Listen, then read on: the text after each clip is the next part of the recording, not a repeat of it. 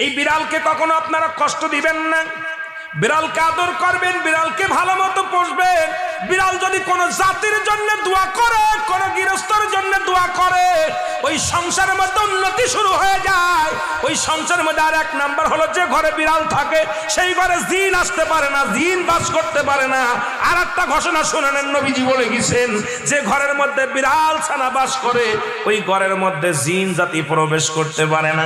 তাহলে ছোট ছোট মাসুম বাচ্চাগুলো যে ঘরের মধ্যে থাকে, মুসলমান অনেক সময় জিনের আশ্রয় পড়ে যায়, অনেক সময় জিনে আসর করে, ওই ঘরের মধ্যে জিনে আসর করে। যে ঘরের মধ্যে বিড়ালকে আদর করে বিড়াল থাকে, ওই ঘরের মধ্যে বিলাই বিড়াল বিড়াল বিলাই বিলাই, এইটা যার ঘরের মধ্যে আছে এই ঘরের মধ্যে দুষ্ট জিনেরা আসতে পারে না। জোরে জোরে চিল্লায় বলা যাবে না মারহাবা। একবার নবী সুলাইমান আলাইহিস সালাম শুনতে পাইলেন পাশের বাড়িতে একটা কুকুরকে কষ্ট দিয়ে বিষ